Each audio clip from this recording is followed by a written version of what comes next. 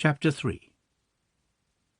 At Tarsus, Cyrus and his army remained for 20 days, the soldiers refusing to advance further, since the suspicion ripened in their minds that the expedition was in reality directed against the king, and, as they insisted, they had not engaged their services for that object.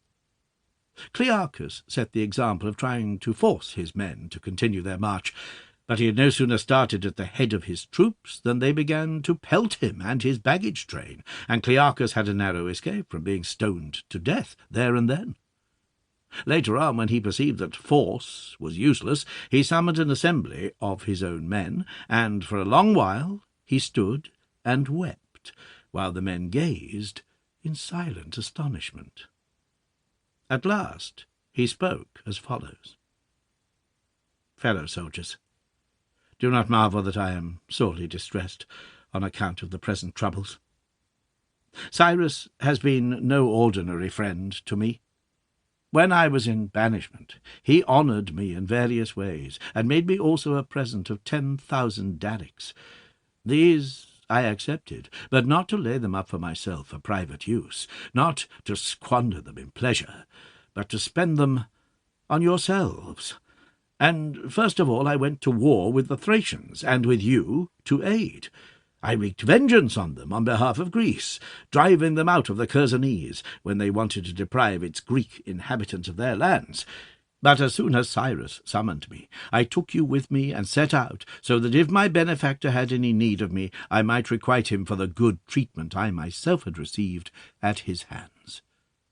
But since you are not minded to continue the march with me, one of two things is left to me to do.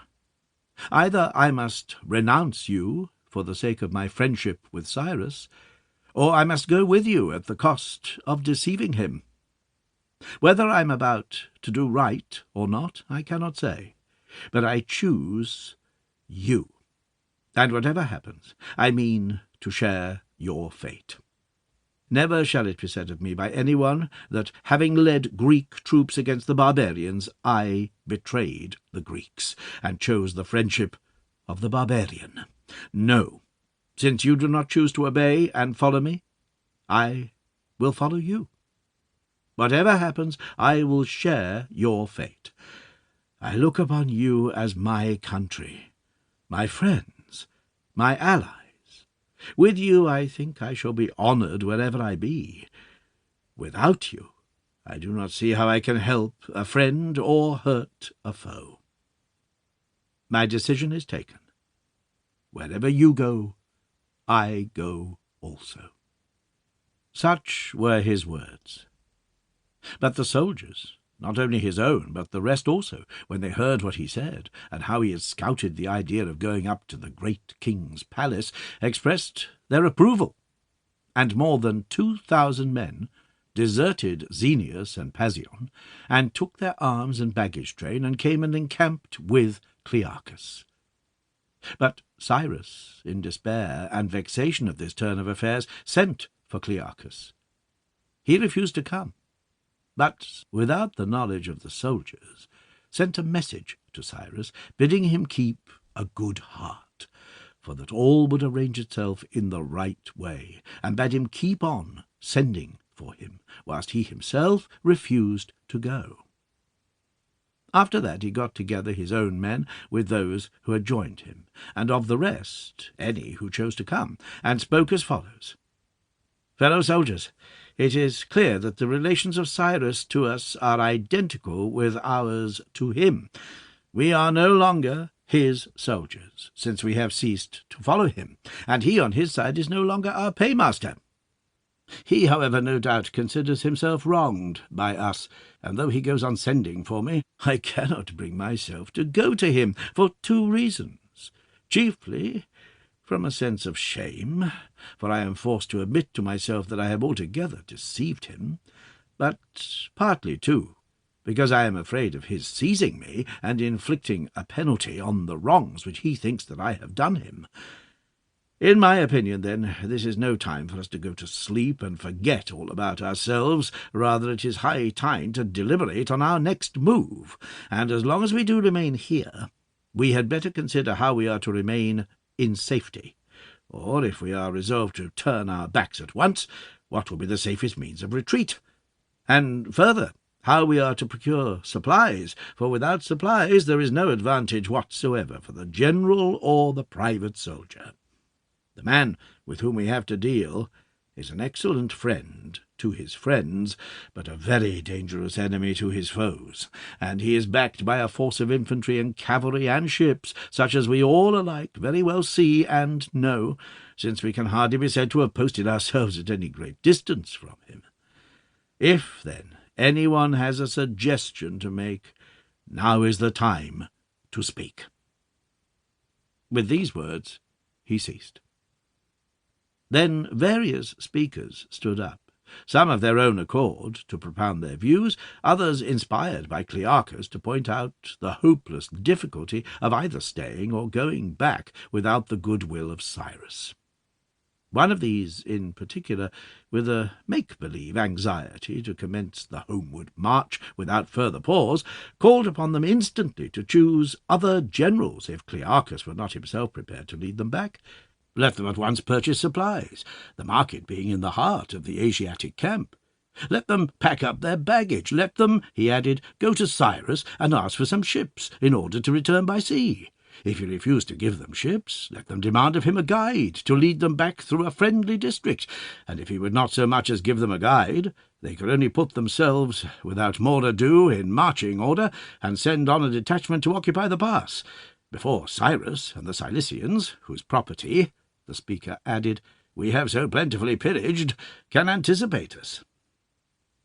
Such were the remarks of that speaker. He was followed by Clearchus, who merely said, "As to my acting personally as general at this season, please do not propose it. I can see numerous obstacles to my doing so. Obedience in the fullest I can render to the man of your choice. That is another matter, and you shall see and know that I can play my part, under command, with the best of you."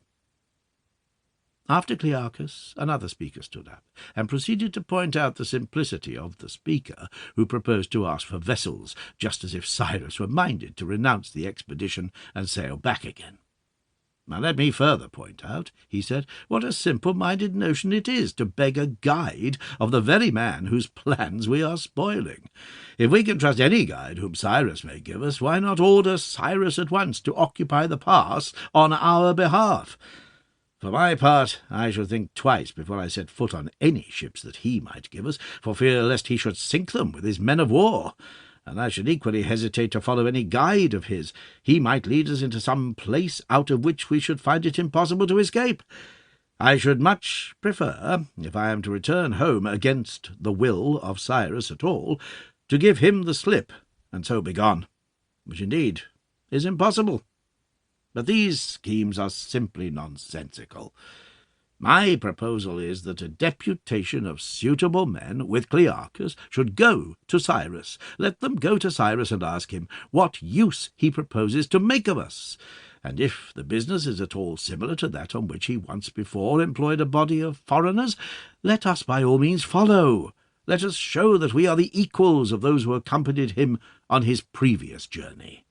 But if the design should turn out to be of larger import than the former one, involving more toil and more danger, we should ask him either to give us good reasons for following his lead, or else consent to send us away into a friendly country. In this way, whether we follow him, we shall do so as friends and with heart and soul, or whether we go back, we shall do so in safety. The answer to this shall be reported to us here, and when we have heard it, we will advise as to our best course." This resolution was carried, and they chose and sent a deputation with Clearchus, who put to Cyrus the questions which had been agreed upon by the army. Cyrus replied as follows: that he had received news that Abrocamus, an enemy of his, was posted on the Euphrates, 12 stages away. His objective was to march against this aforesaid Abrocamus, and if he were still there, he wished to inflict punishment on him. Or if he has fled, so the reply concluded, we will there deliberate on the best course. The deputation received the answer and reported it to the soldiers. The suspicion that he was leading them against the king was not dispelled, but it seemed best to follow him.